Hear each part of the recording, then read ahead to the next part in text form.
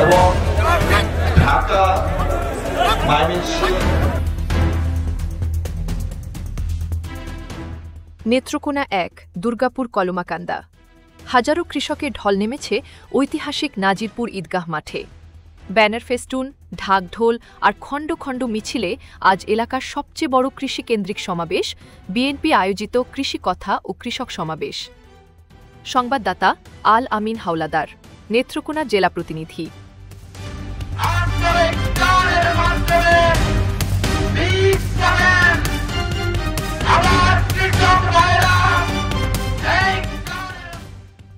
সমাবেশে প্রধান আলোচনায় ছিলেন বিএনপির আইন বিষয়ক সম্পাদক ও নেত্রকোনা ১ আসনের মনোনীত প্রার্থী ব্যারিস্টার কায়সার কামাল।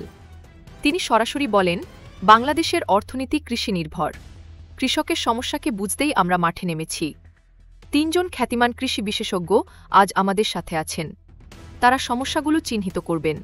আর আমরা নির্বাচিত হলে তারেক রহমানের নেতৃত্বে কৃষিতে একটি বৈপ্লবিক পরিবর্তন আনব। আমাদের ছাত্র দলের নেতা আমার মামা পাইলট মামাদের সাথে নিয়ে বললেন এরকম একটা অনুষ্ঠান করতে চান। আমি আর এক সেকেন্ডও বিকল্প চিন্তা করি না, একটাই কারণ। তিনি আরও জানান, বিএনপি ক্ষমতায় এলে শহীদ প্রেসিডেন্ট জিয়াউর রহমানের খাল খনন কার্যক্রম আবার চালু করা হবে। পাহাড়ি ঢল, পানির সংকট আর বাজারের অস্থিরতা মোকাবেলায় আধুনিক সেচ ব্যবস্থা ও খাল পুনর্খননই হবে বড় উদ্যোগ। দায়িত্ব বলার কয়েকটা রিজন ছিল।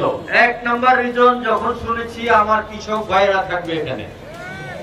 আমি নিজে কৃষক পরিবারের সন্তান না, বাট খুব কাছ থেকে কৃষিকে দেখি। আমি দেখেছি ছোটবেলা। কলমাকান্দা দুর্গাপুরের কৃষিকে এই এলাকার মানুষের জীবনরেখা বলে মন্তব্য করেন ব্যারিস্টার কায়সার কামাল।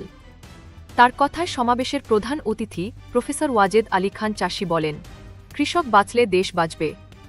বিএনপি ক্ষমতায় গেলে আধুনিক প্রযুক্তি, ভর্তুকি এবং সহজ শর্তে কৃষি নিশ্চিত করা হবে। সমাবেশে কৃষি উন্নয়ন নিয়ে আলোচনা করেন ৩ বিশেষজ্ঞ: প্রফেসর ড. মোহাম্মদ শফিউল্লাহ মজুমদার, কৃষিবিদ ড. আহমেদ খায়রুল হাসান, ইঞ্জিনিয়ার হাবিবুর রহমান। তারা বীজমান উন্নয়ন, মাটির স্বাস্থ্য, আধুনিক কৃষি প্রযুক্তি, বাজার ব্যবস্থা শক্তিশালীকরণ এবং ন্যায্যমূল্য নিশ্চিতকরণ বিষয়ে গুরুত্বপূর্ণ পরামর্শ দেন। প্রতি বছর দুর্গাপুর কলমাকান্দায় কয়েক লক্ষ কৃষক ধানের পাশাপাশি সবজি উৎপাদন করেন। কোটি টাকার অবদান রাখা এই কৃষকেরা বারবার ক্ষতিগ্রস্ত হন পাহাড়ি ঢল, প্রাকৃতিক দুর্যোগ আর সেচ সংকটে। জাতীয় নির্বাচন সামনে রেখে তারা আজ তুলে ধরলেন তাদের প্রত্যাশা আর ভবিষ্যৎ নীতির দাবি। অনুষ্ঠান শেষে কৃষকদের মাঝে স্মারক, ক্রেস্ট ও পুরস্কার বিতরণ করা হয়। সমাবেশ শুরুর আগে বিএনপি চেয়ারপারসন বেগম খালেদা জিয়ার রোগমুক্তি কামনায় অনুষ্ঠিত হয় বিশেষ মোনাজাত। নেত্রকোনা ১-এর কৃষিকেন্দ্রিক এই ঐতিহাসিক সমাবেশে স্পষ্ট, কৃষি এখানকার মানুষের ভবিষ্যৎ। আর কৃষকের দুঃখ দুর্দশা দূর করে নতুন কৃষি বিপ্লবের প্রতিশ্রুতি দিলেন বিএনপি নেতারা।